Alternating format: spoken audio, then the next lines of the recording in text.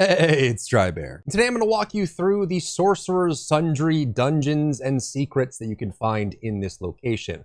Warning, this is going to be spoilers for anyone who cares about spoilers. This is a location in Act 3, so if you haven't made it there and you care about spoilers, see you in the next video or see you when once you finally reach this location. So viewer discretion is advised for spoiler content. But first, you should come hang out with me on my live stream. I'm live every single day on twitch.tv/Drybear. If you don't come hang out with me in the community on Twitch, then the next time you're near a window, a bird is going to be outside singing a song, but they're going to sing at such a cadence and rhythm that it's going to be impossible to ignore it completely while you're trying to focus on something else. All right, once again, spoiler warning, we're going to dive right into the Sorcerous Sundries. So if you are on this side of the video, I'm going to assume that you are ready for the story to be unveiled. In Act 1 of Baldur's Gate 3, you get told of the Relic Night Song, and there's actually like 4 or 5 different ways that you can discover this relic in various different locations based on where you go to the Shattered Sanctum, or if you talk to the bandits, or in the Druid Grove, all of that. But you'll find out about this quest line. And as you go through Act 1, you'll find out that you are on the quest to get it, and some wizard in Baldur's Gate has given a contract for someone to find it and bring it to him, and you get a hold of the contract, and you can bring it to him, and you can get that reward as well. In Act 2, it is impossible to avoid this discovery as it is tied to the main story of the game. You discover that the Relic Night Song is actually a person, a celestial with immortal life that has been giving one of the antagonists invulnerability.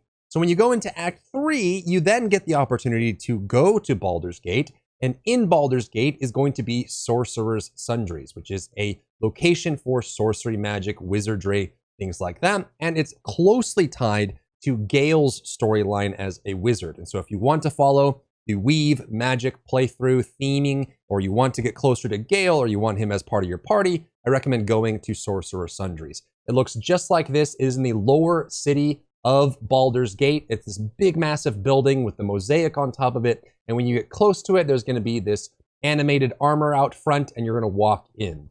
When you first go in, you will see an image of a wizard at the front desk. You can talk to it. You can trade with it. It has some cool items you can get. You can also talk to it and say, hey, I would like to talk to someone about the Night Song. And this quest will actually lead you, it starts in Act 1, goes through Act 2, and all the way into Act 3. You can carry that storyline all the way to this point in the story, and you can enter and say, hey, I want to talk about the Night Song. You find out that the image of this wizard is actually the wizard that commissioned the people in Act 1 to get the Night Song in general. And he'll test to see if you know what the Night Song is in order to get close to him. And he will do this by saying, hey, tell me what the Night Song is. Tell me and prove to me that you know what the Night Song is. And he'll do this by creating 4 portals behind him on the 2nd floor of the Sorcerous Sundries.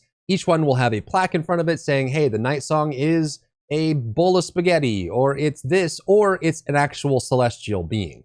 You have to pick the right portal here. If you don't pick the right portal, by basically you're wasting his time saying that you don't know anything about the Night Song, the character that chose the portal will no longer be able to enter into Sorcerous Sundries for, as far as I can tell, the rest of your playthrough. So you'll have to select the correct one.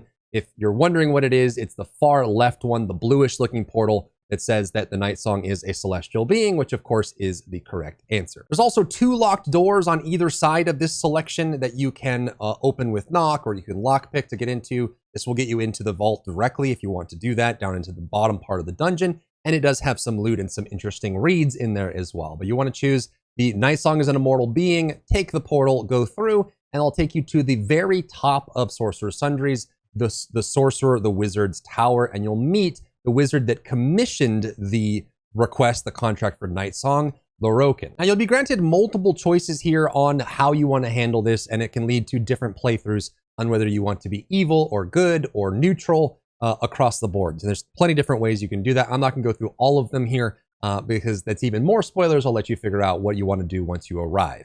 But one of the options is you can fight Lorroakan, and you can actually get the blue items that he has on him. He has a very strong spellcasting staff and a spellcasting robe if you want to fight that. You will have to fight Myrmidons, which are elementals, and you'll have to fight his summons as well, but you'll have to take him down. And once you do, you'll have free reign of the top of his tower, which has tons of secrets, bonus loot, including a legendary item that you'll want to explore. So you run around here, discover things, loot chests, open gilded chests. There's going to be a secret here that you want to be aware of in order to gain access to all the extended parts. And if you want to continue Gale's storyline through the weave and discovering magic, you're going to want to discover this here. So make sure you loot all the chests. There are some, some good gold and things about here and some secrets, and you can discover those secrets that are just kind of minor. There's one major pathway that you want to notice, and that is going to be some floating furniture over the balcony of one of these pedestal areas. Because if you notice, if you go out any of the balconies and look down, you'll see that there is a floor below you that you don't have any stairs to, you can't get to, but if you look off the balcony and use your camera to look around, you can see that it is down there. And if you move around, you'll find these floating furniture pieces here, which you can actually just jump to and go down to the next floor. And down here, there are a bunch of secrets, some combinations, some things to discover, as well as a legendary item and a purple item that you can unlock for your characters that are incredibly, incredibly good. The staff itself is also one of the best spellcasting staffs in the entire game. So if you're playing a spellcasting playthrough, like I am on my third playthrough, you'll want to make sure that you pick it up. So come here after the fight with Lorroakan, jump down the furniture, and you will be presented with this room full of more riches. But you will also discover lots of traps. The secrets here, I'm just going to give it to you because I assume at this point you've already passed all the spoiler warnings and everything. There are going to be 5 total pedestals that you'll find. These arcane, these weave buttons. Each one of them takes you somewhere. It's not a combination or anything, but you don't know where each one takes you or what each one does because you don't really know the secrets yet. It's kind of like a puzzle here. You don't really know what's going on. So to spoil all of it, if you have See Invisible, you can discover plaques that are standing in front of these buttons that tell you what each of them do. One of them resets everything, and it's not, it just kind of like, if there's some bad stuff going on, it turns off the traps and everything. One of them activates all the traps, which means that if you turn this button on accident, it will turn all the traps on and make things very hard for you. There's also one that is the security button, and if you press this, a whole bunch of arcane turrets will turn on and start shooting at you. But there's also a vault button, which means that if you press this, it'll take whatever character pressed it into the sorcerer's vault down below. And there's some really cool items down here. You can find the vault for 3 of the most legendary wizards in history of Baldur's Gate, and you can raid their vaults and learn things about it and also progress the Gale storyline from this perspective. If you press that, you go down there, you'll get a bunch of books. You can also pick up 3 different scrolls for wizard magic that isn't learnable in the normal game. So you have to be a wizard to learn it from the scroll. You have to be able to be at the right level to learn it from the scroll, and then you can cast it forever from the rest of that point on. It's the artistry of war. You have one of the necromancy spells. There's some really strong abilities that you won't get otherwise. You have to come here to pick them up and learn them as a wizard. You'll also learn more about Karthus and the Netherese kingdom and empire, and you'll figure all that out.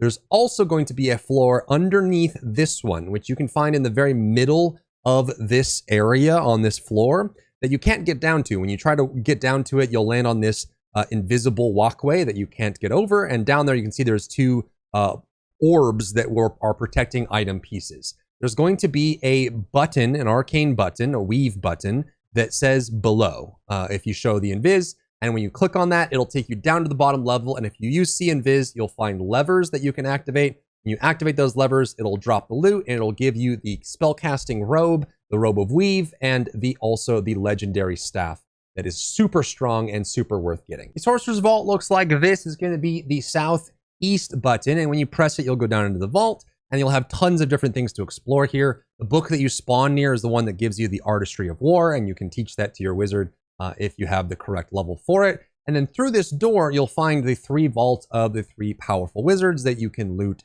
and find the Netherese piece that you need to continue the Gale storyline. When you get to the 3 vaults of the 3 wizards, the easiest one to do is probably Silverhand, which unlocks the vault to Elminster, so you can save yourself a knock spell or a lock picking tool if you want to use that. So you go into Silverhand. When you go into Silverhand, you just want to use Evocation and then Wish are the answers for those doors. And you'll get to the end, you get a switch that opens the Elminster lock. Inside the Elminster lock is a necromancy book that when you interact with it will permanently curse your character with -5 constitution. But if you remove curse on that curse, you get +20 bonus hit points. So it's actually at first a negative, but it becomes a positive, which gives you extra HP which is really cool. When you make your way into the Karsus Vault, you will find the Netherese magic, the Annals of Karsus, which is the part of the quest that you need to complete for Gale's storyline to meet Mistra and do all those storylines. So you want to complete that. It will also give you a Scroll of Dethrone, which can be learned,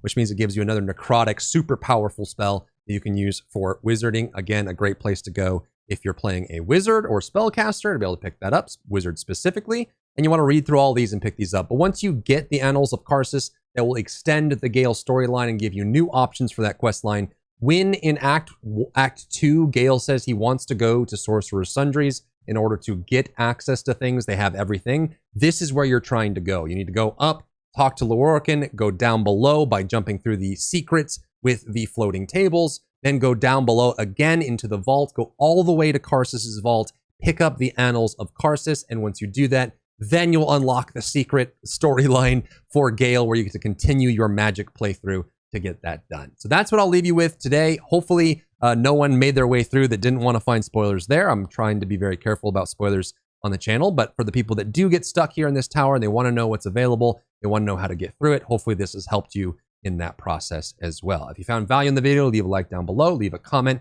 for the algorithm to help this video get seen by more people, and I'll see you on my live stream. If you enjoyed yourself today, leave a like down below. You can support me and my work on Patreon and view Patreon exclusive content, link in the description. Thank you so much for tuning in, and I'll see you in the next one.